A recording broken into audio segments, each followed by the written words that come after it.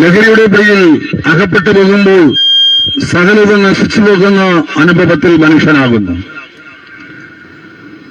ഒട്ടനവധികളുടെ ശിവത്തിനകത്ത് ഈ നിസ്സാരമായ മദ്യവും സ്മോക്കിങ്ങും അവരെ കൊടും തകർച്ചയിലേക്ക് എത്തിക്കപ്പെടുമ്പോൾ അവരെ നഷ്ടത്തിലും പരാജയത്തിലും അകപ്പെട്ടു പോകുന്ന അനുഭവസ്ഥരായി മാറുന്നു, പിന്നെ രോഗികളായിട്ട് മാറുന്നു.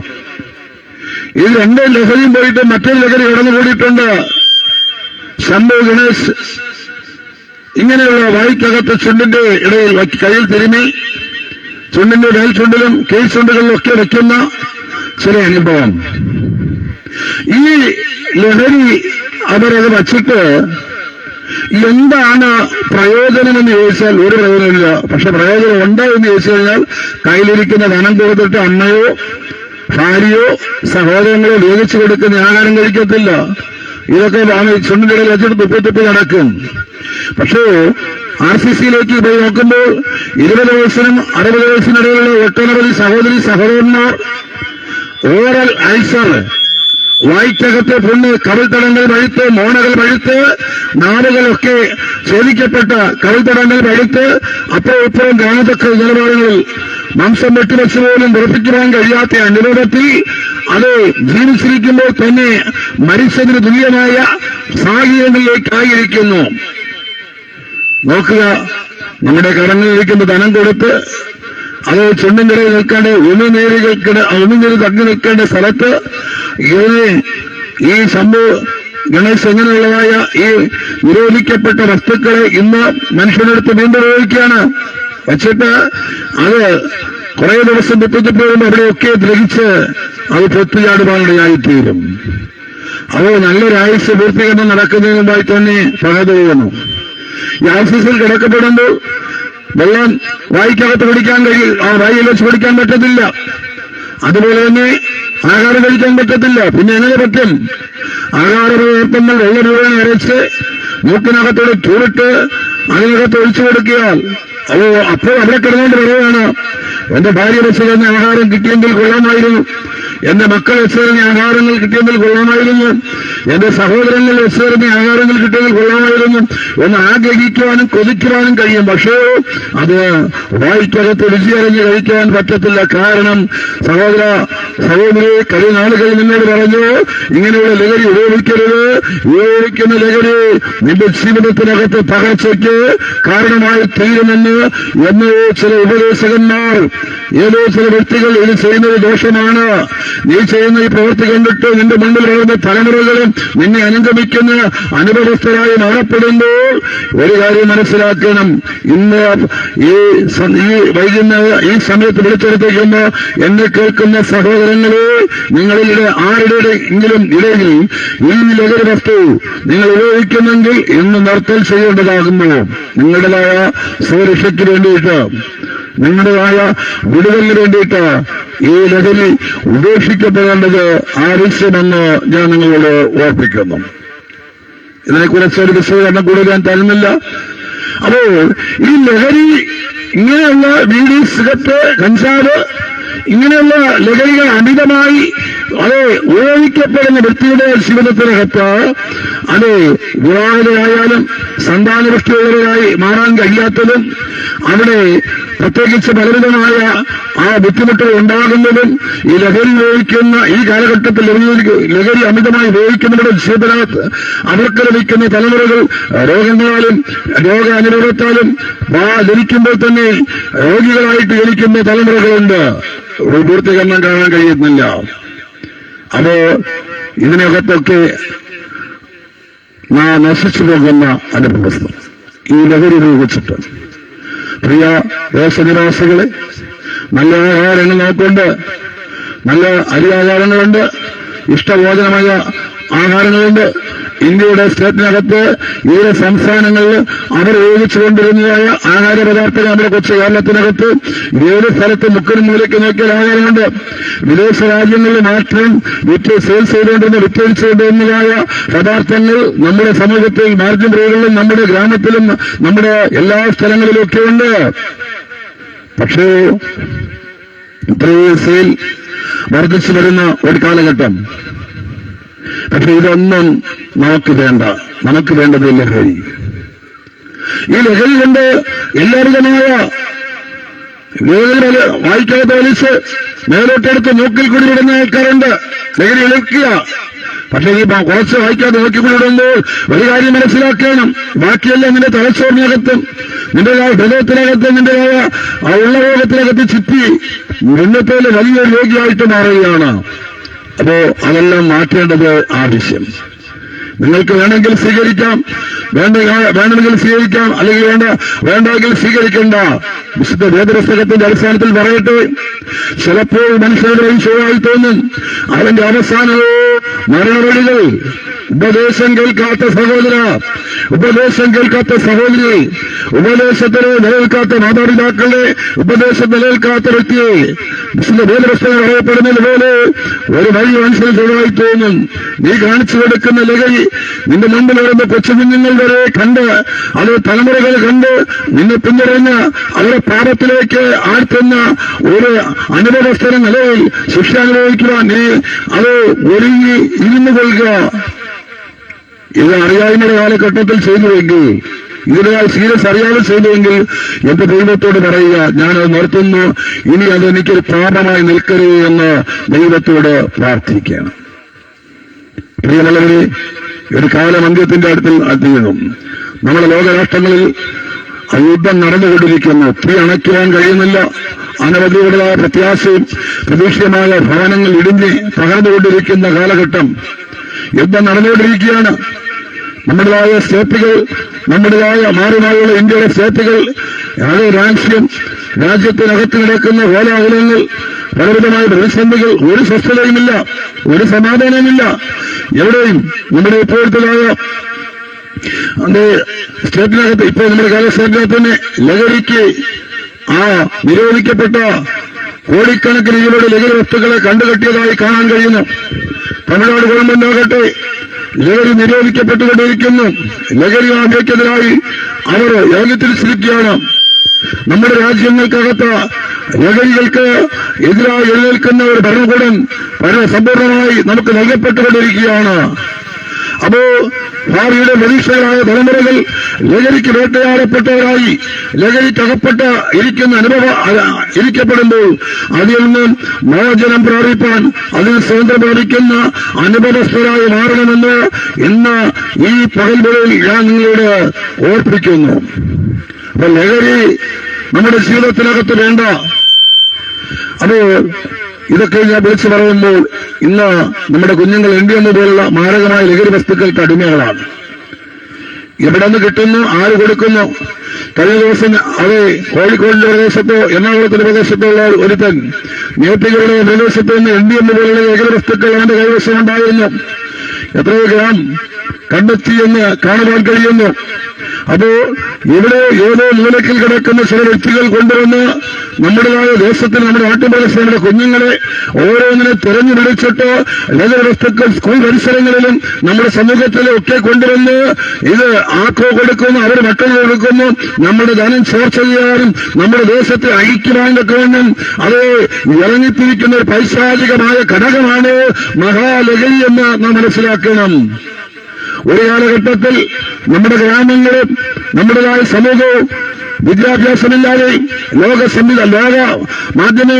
സംഭവങ്ങളെക്കുറിച്ച് അറിവില്ലാതെ ഓരോ ഗ്രാമങ്ങൾക്കകത്ത് ഒതുങ്ങി മദ്യപാനം ഒക്കിനും മൂലയ്ക്കും ഓരോ വീട്ടിനും 5-10 വീട് ഇടയ്ക്ക് വെച്ച് മദ്യം ഒഴിക്കുന്ന സംവിധാനങ്ങൾ, വ്യഭിചാരം പോലുള്ള ജീവിതങ്ങൾ വഹിച്ച് നേരെ വാഹന സംവിധാനം പോലുമില്ലാത്ത അത് വഴിയോരങ്ങളിൽ അത് നടവഴിയായി അത് ഒരു മനുഷ്യന്റെ കാൽപാദം പോകുന്ന വഴിയായി കിടന്ന സ്ഥലങ്ങൾ ഇന്ന് ഇത്രയും മഹാപുരോഗതികളിലേക്ക് കൊണ്ടുവരിക കാരണമായത് എന്തിനെന്ന് ചോദിച്ചു കഴിഞ്ഞാൽ സുവിശേഷം നിന്നെ മാനസാന്തരത്തിലേക്ക് നയിക്കുന്നു. സുവിശേഷം നിന്റെ ജീവിതത്തിലെ പാപത്തെ അഴിച്ചു കളയുന്നു. സുവിശേഷം കേൾക്കുന്നവൻ മാനസാന്തരപ്പെടുന്നു. സുവിശേഷം കേൾക്കുന്നവൻ രൂപാന്തരപ്പെടുന്നു. സുവിശേഷം കേൾക്കുന്നവൻ പാപശീലം ഉപേക്ഷിക്കുന്നു. സുവിശേഷം കേൾക്കുന്നവൻ അത് സത്യം അറിയുന്നു. സുവിശേഷം കേൾക്കുന്ന നിത്യരാജ്യത്തിന്റെ അവകാശികളായി തീരുന്നു. സുവിശേഷം കേൾക്കുന്നവന്റെ ജീവിതത്തിനകത്ത് അവനറിയാതെ അവന്റെ ജീവിതത്തിലെ വളർച്ചകൾ അനുഭവിക്കുന്നു എന്ന് കാണാൻ കഴിയുന്നു. അപ്പോ സുവിശേഷം എന്നത് പറയുമ്പോൾ ഒരു മതപരിവർത്തനമല്ലേ? ഒരു മതപരിവർത്തനമല്ല. നമ്മുടെ ഇന്ത്യ രാജ്യം നാനാ മതങ്ങൾ കൊണ്ട് നിറയപ്പെട്ടതാണ്. ഈ നാനാ മതങ്ങൾ കൊണ്ട് നിറയപ്പെട്ട ഈ രാജ്യത്തിനകത്ത് അനവധിയുടെ ഹൃദയത്തെ രൂപാന്തരപ്പെടുത്തി മനുഷ്യൻ മനുഷ്യനായി ജീവിക്കണം എന്ന് ബോധ്യപ്പെടുത്തി കൊടുത്ത ഒന്നാണ് സുവിശേഷം. അത് പത്രികാവൻ എന്ന് പറഞ്ഞാൽ അതിന്റെ വെൽസായ എന്ന് പറയുന്നത്, അതിന്റെ പൂർണ്ണ രൂപം എന്ന് പറയുന്നത് യേശു ക്രിസ്തു, അല്ലെങ്കിൽ യേശു അല്ലെ ക്രിസ്തു രക്ഷകൻ, മനുഷ്യനെ പാപത്തിൽ നിന്ന് വീണ്ടെടുക്കുവാൻ വേണ്ടി യേശു ലോകത്തിലേക്ക് വരുവാൻ ഇടയായിത്തീർന്നു. അപ്പൊ യേശുവിനെ സ്വീകരിക്കുക. വെറുതെ സ്വീകരിച്ചാൽ പോരാ. യേശു എന്നൊരു മനുഷ്യനായി ഇസ്രായേൽ ദേശത്ത് ജനിച്ചു. ആ മനുഷ്യന്റെ ഉപദേശം മാത്രമല്ല, ആ മനുഷ്യൻ ജീവിതം ശരിയായ പ്രവൃത്തിയിലൂടെയാണ്. മനുഷ്യൻ പാപിയാണ്. ജന്മപാപം, കർമ്മപാപം എല്ലാം ഉണ്ട്. ഓരോ മനുഷ്യന്റെ പാപത്തിന്റെ പ്രായശ്ചിത്തത്തിനായി പറവകളെയും മൃഗങ്ങളെയും ഒക്കെ അർത്ഥ യാഗം കഴിക്കുന്ന പതിവായിരുന്നു. എന്നാൽ അതിലൊന്നും മനുഷ്യന് നിത്യരക്ഷ കണ്ടെത്തുവാൻ കഴിയില്ല. ഒരിക്കലായി പരമയാഗമായി സർവസ്വത്തിനായി ദൈവം നൽകിയ ഒരു യാഗ അഭിഷേകിക്കുന്ന മനുഷ്യനാണ് അത് കർത്താവ് യേശു ക്രിസ്തു. നമ്മുടെ പാപത്തിന്റെ പരിഹാരത്തിനായി നമുക്ക് വേണ്ടിയിട്ട് അത് ഗോൽഗോഥായിൽ യാഗമായി തീർന്നു. അവിടെ ഒഴുകിയ രക്തമാണ് യെരൂശലേം ദേവാലയത്തിലൂടെ ഒഴുകിയ രക്തം. ആരാണ് ആ ക്രിസ്തുവിനെ എന്റെ രക്ഷിതാവും വീണ്ടെടുപ്പുകാരനെന്ന് ഹൃദയം കൊണ്ട് വിശ്വസിക്കുവാൻ തയ്യാറാകുന്നത്? ഏത് നരഭോജിയാണെങ്കിലും അവനെ മനുഷ്യസ്നേഹിയാക്കി മാറ്റുന്നതാണ് ക്രിസ്തുവിന്റെ രക്തം. ഇന്നേക്ക് 2000 വർഷങ്ങൾക്ക് മുമ്പ് ഗോൽഗോഥായിൽ യാഗമായി തീർന്നു എങ്കിൽ അത് ആ യാഗമായി തീർന്ന ക്രിസ്തു ഒന്ന് വിളിച്ചുണർത്തിക്കുന്നു. എന്താണ് ആ ക്രിസ്തുവിന്റെ രക്തം? ഇന്ന് ജനിച്ചുകൊണ്ട് ജനിച്ച തലമുറകളാകട്ടെ, ജനിക്കാനുള്ളവരാകട്ടെ, ഈ പാപത്തിന്റെ തലത്തിൽ നിന്ന് ആരാണ് ഹൃദയം കൊണ്ട് യേശു ക്രിസ്തുവിന്റെ അത് വീണ്ടെടുപ്പുകാരനാണ്, എന്റെ പാപത്തെ മോചിച്ച യേശു ക്രിസ്തു രക്തം സാത്താന്റെ ആധിപത്യത്തിൽ നിന്ന് വീണ്ടെടുത്തു എന്ന് ഹൃദയം കൊണ്ട് അവർ വിശ്വസിക്കുന്നു, അവർക്ക് പാപമോചനമെന്ന വീണ്ടെടുപ്പ് ഉണ്ട്. ഇന്ന് പകൽക്കാലം ക്രിസ്തു ലോകത്തിലേക്ക് വന്ന അനേക പാപികളെ രക്ഷിക്കാനായി ലോകത്തിലേക്ക് വന്നു എന്ന് കാണാൻ കഴിയുന്നു. അപ്പോൾ ഇന്ന് പകൽക്കാലം ഈ സമയത്ത് ഉണർത്തിക്കുന്നു. അപ്പോൾ എന്നെ കേൾക്കുന്ന സഹോദര, ഒരുപക്ഷെ നിങ്ങൾ വിചാരിക്കും ഈ ലോകത്ത് തിന്നും കുടിച്ചും തീരുകയാണ്, പിന്നെ അതോടെ തീർന്നു. ഒന്നേ അത് ചുട്ടുകളയുന്നു, അല്ലെങ്കിൽ അവനെ മണ്ണിൽ കുഴിച്ചിടുന്നു, അല്ലെങ്കിൽ ഒഴിവാക്കപ്പെട്ട മനുഷ്യർ അത് സമുദ്രത്തിനകത്ത് അത് മനസ്സ് കഴിഞ്ഞ ബോഡി ഇറക്കി വിടുന്നു. ഒരു ഭാഗത്തിൽപ്പെട്ട പക്ഷികൾക്കും പറവകൾക്കും ഒത്തിപ്പറിക്കുവാൻ വേണ്ടിയിട്ട് കൊണ്ടുവയ്ക്കുന്നു. ഏതെങ്കിലും തരത്തിൽ ഇങ്ങനെ സുനാമി കയറിയ സമയത്ത് വെട്ടുവഴിച്ച് അത് ജാതിമതമില്ലാത്ത അനേക ബോഡികളെ വെട്ടുവഴിച്ച് കുഴിയെടുത്ത് കത്തിച്ചു കളയുന്ന അനുഭവം ഇനി ഒരു കാലഘട്ടം കഴിയുമ്പോൾ അത് മൃതശരീരങ്ങൾ കുഴിച്ചിടാൻ പോലും ആൾക്കാരുണ്ടാകത്തില്ല. അവിടെ എവിടെയായി കിടന്ന് പട്ടയും ഊച്ചയും അല്ലെങ്കിൽ മൃഗങ്ങൾ കിടന്ന് അഴുകുന്നത് പോലെ ഒരു സംവിധാനം നമ്മുടെ സമൂഹത്തിൽ വരാൻ പോകുന്നു. സർവ്വ മനുഷ്യരെയും പറവകളും മൃഗങ്ങളും ഒക്കെ കടിച്ചു മരിക്കുന്ന ആ മൃതശരീരങ്ങൾ കടിച്ചു മരിക്കുന്ന ഒരു കാലഘട്ടം വരാൻ പോകുന്നു. അതിനുണ്ട് ഒന്ന് മനസ്സിലാക്കിക്കൊള്ളുക, കർത്താവിന്റെ വരവ് ലോകത്തിലേക്ക് വരാൻ പോകുന്നു. മനുഷ്യൻ മരിച്ചാൽ അവന്റെ ശരീരം മണ്ണോട് മണ്ണാകുന്ന സാരത്തോട് സാരമാകുന്നു. പക്ഷേ ഒരു കാര്യമുണ്ട്, അവന്റെ ആത്മാവിന് മരണമില്ല. നിങ്ങൾ ചിന്തിച്ചു നോക്കുക. അക്രൈസ്തവ മാർഗങ്ങളിലുള്ളവരാകട്ടെ, ക്രിസ്ത്യ മാർഗങ്ങളിലുള്ളവരാകട്ടെ, ഏത് മാർഗങ്ങളിലാകട്ടെ, മനുഷ്യൻ മരിച്ചു കഴിഞ്ഞാൽ ക്രിയാകർമ്മങ്ങൾ ചെയ്യാൻ പോവുകയാണ്. ജനിക്കുമ്പോൾ മുതൽ മരിക്കുമ്പോഴും. എന്തിനാ? ശാന്തി. എന്ത്? ആത്മശാന്തി. ആത്മശാന്തി ലഭിക്കണം. മദ്യപാനിയായിരിക്കാം, തല്ലുകാരനായിരിക്കാം, പിടിച്ചുകറിക്കാരനായിരിക്കാം, രോഗിയായി കിടന്ന് മരിച്ചു ആത്മഹത്യ ചെയ്തവനായിരിക്കാം, അവനെന്ത് ശാന്തി? അപ്പൊ വിശുദ്ധ വേദപുസ്തകം എന്നെ പഠിപ്പിച്ച ആ കാര്യമുണ്ട്. ജീവിതത്തിൽ എനിക്കല്ലോ ചെയ്യുന്ന നല്ലതാകലും തീയതാകലും അതിന് തക്കവണ്ണം ഞാൻ ഓരോരുത്തരും പ്രാപിക്കേണ്ടതിനായി ക്രിസ്തുയേശുവിന്റെ ന്യായാസനത്തിന് മുമ്പാകെ നിൽക്കേണ്ടി വരും നാം ഓരോരുത്തൻ. അപ്പോ ഇവിടെ ആത്മശാന്തിയും മറ്റു കാര്യങ്ങളും നടത്തിയിട്ട് ഒരു കാര്യമില്ല. മനുഷ്യ നല്ലതെന്തെന്ന് അവൻ നിന്നെ കാണിച്ചു തരുന്നത്. അത് നിന്റെ ദൈവത്തിന്റെ സന്നിധിയിൽ താഴ്മയോട് നടക്കുവാനല്ലാതെ അവൻ എന്താകുന്നു നിന്നോട് ചോദിക്കുന്നത്? ന്യായം പ്രവർത്തിക്കുവാനും ദയാതാൽപര്യനായിരിക്കുവാനും നിന്റെ ദൈവത്തിന് താഴ്മയോട് നടക്കുവാനും അല്ലാതെ യഹോവയായ ദൈവം നിന്നോട് എന്താകുന്നു ചോദിക്കുന്നത്? പ്രിയമുള്ളവരെ, അപ്പോൾ ഒരു മനുഷ്യൻ ചെയ്യുന്ന തെറ്റിനെ ആ മനുഷ്യൻ ഭൂമിയിൽ ശരീരത്തോടിക്കുമ്പോൾ ഏറ്റുവന്നാൽ പാപമോചനമുണ്ട്.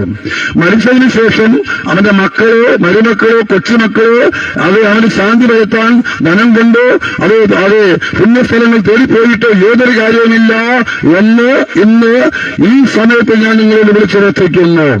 അപ്പൊ അതുകൊണ്ട് ഇപ്പോൾ ആരെങ്കിലും തീരുമാനമെടുക്കാനുണ്ടെങ്കിൽ തീരുമാനമെടുക്കുക. ആരെങ്കിലും ചതിച്ചിട്ടുണ്ടെങ്കിലോ വഞ്ചിച്ചിട്ടുണ്ടെങ്കിലോ അത് ഏതെങ്കിലും തരത്തിൽ പശ്ചാത്തലിച്ച് ഉണരുവാൻ താല്പര്യമുണ്ടെങ്കിൽ ഇപ്പോഴാണ് സമയം. അത് എനിക്ക് മരിച്ചു കഴിഞ്ഞാൽ തീർന്നല്ലോ, പിന്നീട് അവിടെ ഇതൊക്കെ നടത്തിയിട്ട് എന്താ കാര്യം? ഒരു കാര്യമില്ല. ആണ്ടോറാണ്ട് പൂജ നടത്തിയിട്ട് കാര്യമില്ല. കാരണം പറഞ്ഞല്ലോ, ഒരു മനുഷ്യൻ ചെയ്യുന്ന നല്ലതകലം. ഞാനിപ്പോൾ ഇവിടെ പ്രസ്താവിക്കുന്ന വചനം തന്നെയായിരിക്കും. ഒരുപക്ഷെ നിങ്ങൾ സുവിശേഷം കേട്ടിട്ടില്ല, സുവിശേഷം നിങ്ങൾ അറിഞ്ഞിടാന്ന് പറയുന്നു. ഈ വചനം തന്നെയായിരിക്കും നിങ്ങൾക്ക് നിങ്ങളുടെ മുൻപിൽ തെളിയിച്ചു തരുന്നത്. എന്റെ കർത്താവ്, പ്രിയമുള്ളവര്, നിങ്ങളുടെ ഗ്രാമത്തെ ദൈവം സ്നേഹിക്കുന്നു. ഈ ദേശത്തിലെ ഓരോ ഭവനങ്ങളെ സ്നേഹിക്കുന്നു. ഈ ദേശത്തിനകത്ത് പാർക്കുന്ന മക്കളെ ദൈവം സ്നേഹിക്കുന്നു. അതുകൊണ്ടാണ് ഇങ്ങനെ ഒരു സന്ദേശം ദേശത്തിൽ നടുവിൽ കൊണ്ടുപോകാൻ ഇടയാകുന്നത്. അതുകൊണ്ട് ഒരു കാര്യം നിങ്ങൾ തീരുമാനിക്കണം. അപ്പോ ചോദിക്കും, മരിച്ചു കഴിഞ്ഞാൽ മനുഷ്യൻ ജീവിക്കുമോ എന്നൊരു തെളിവ് നിങ്ങൾക്ക് തരാൻ കഴിയുമോ എന്ന് ഒരുപക്ഷെ നിങ്ങളായിരുന്നു ഇടത്തിരുന്ന് കൊണ്ട് ചോദിക്കുന്ന ചോദ്യമാണ്. അല്ലെ, ഇത് ചോദിക്കില്ലേ? ഇത് നിങ്ങൾ പ്രസംഗിക്കുന്നല്ലോ.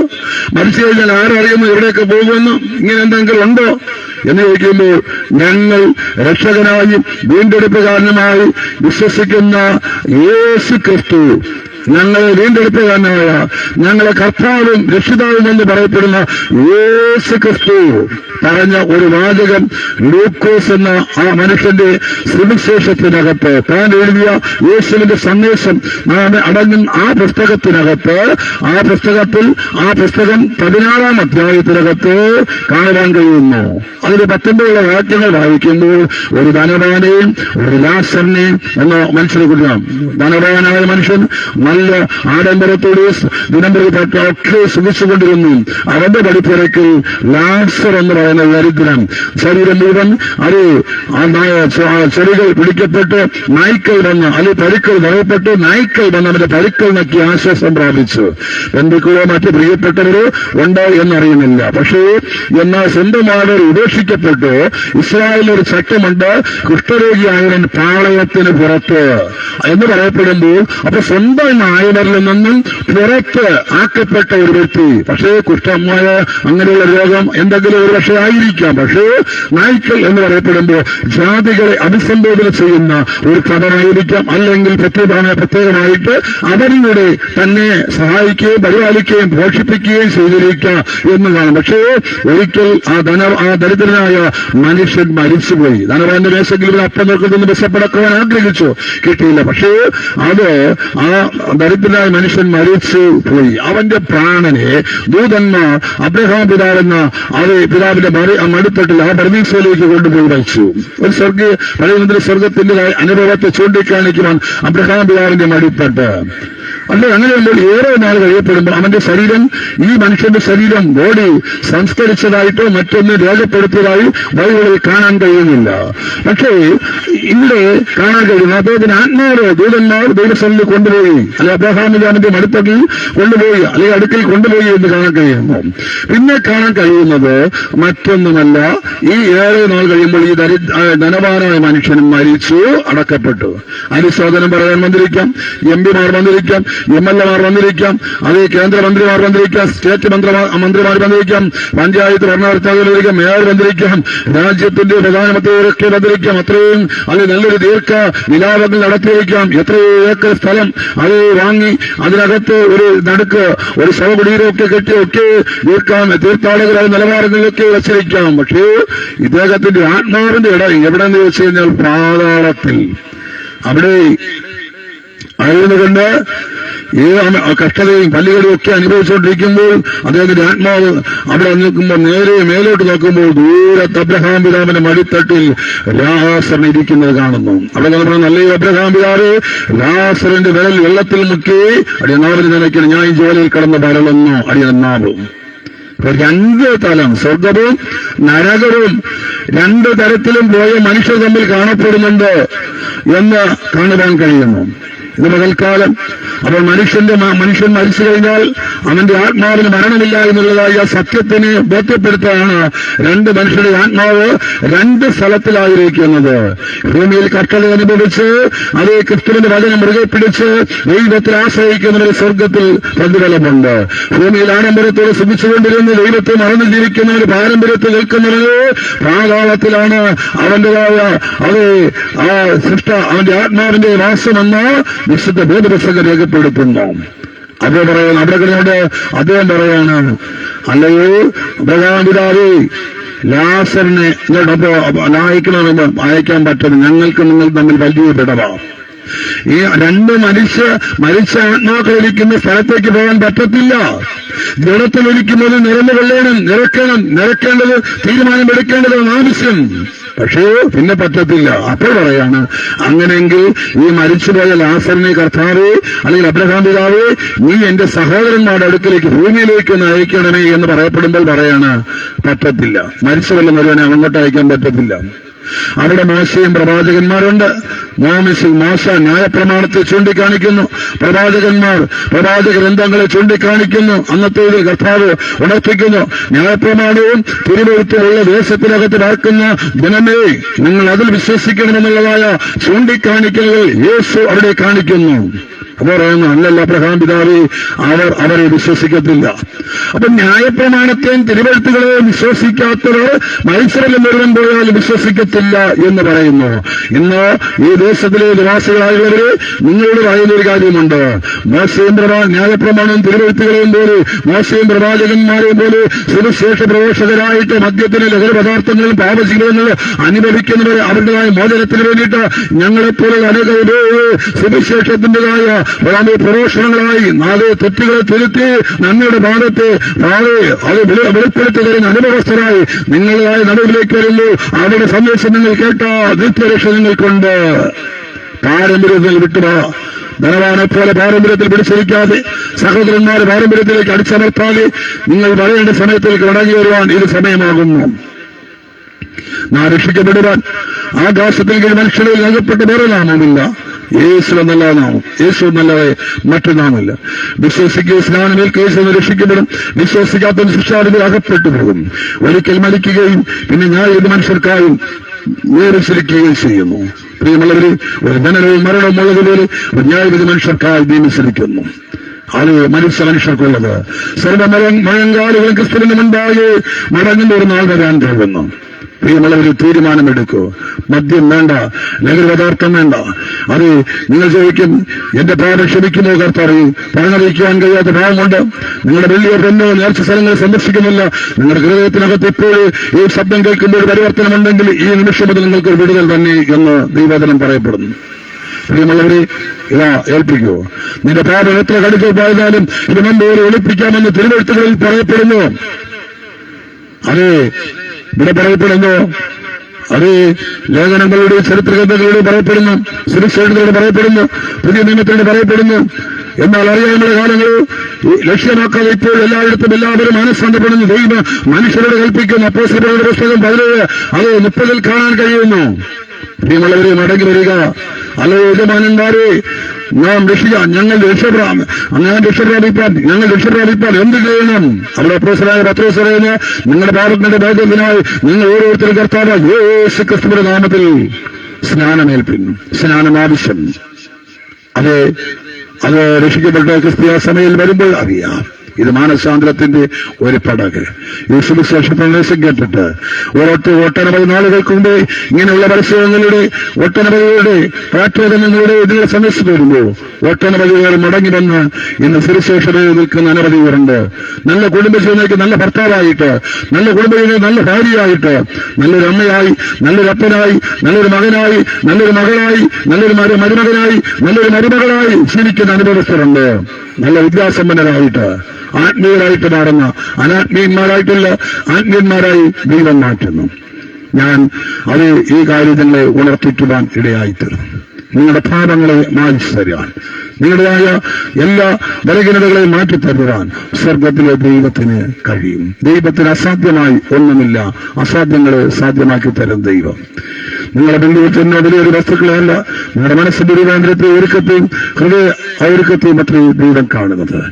അതെ, നിങ്ങൾക്ക് യേശുവിനെ അറിയണം, നിങ്ങൾ യേശുവിനെ കണ്ടെത്തണം എന്ന് നിങ്ങൾ ശ്രമിക്കുക. യേശുവരൻ ദൈവമാത്മാവെന്നു അവരാത്മാവിന്റെ സത്യത്തിലും നമസ്കരിക്കണം എന്ന് പറഞ്ഞിരിക്കുന്നു. ജാതീയ മണ്ഡലം വിട്ട് അതേ മറ്റു തലങ്ങളെ വിട്ടിട്ട് ദൈവത്തെ ആത്മാവിന്റെ സത്യത്തിലും ആരാധിപ്പാൻ നിങ്ങൾ തയ്യാറാകണം.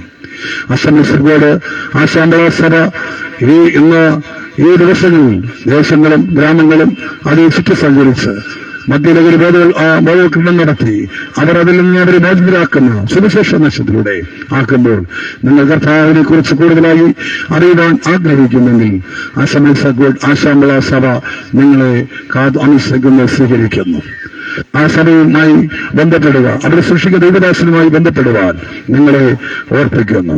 നിങ്ങളുടെ സമീപത്ത് നിങ്ങളുടെ രക്ഷയ്ക്കായി കർത്താവ് ഒരുക്കിയ ആ മണ്ഡലം നിങ്ങൾ സ്വീകരിക്കുവാൻ, നിങ്ങൾ പ്രയോജനപ്പെടുത്തുവാൻ ഞാൻ നിങ്ങളെ ആഹ്വാനം ചെയ്യുന്നു. ദേശത്തിലെ സകല നിവാസികൾക്കും വേണ്ടി ഞാൻ ഒരു നിമിഷം നിങ്ങൾക്കായി പ്രാർത്ഥിക്കുന്നു.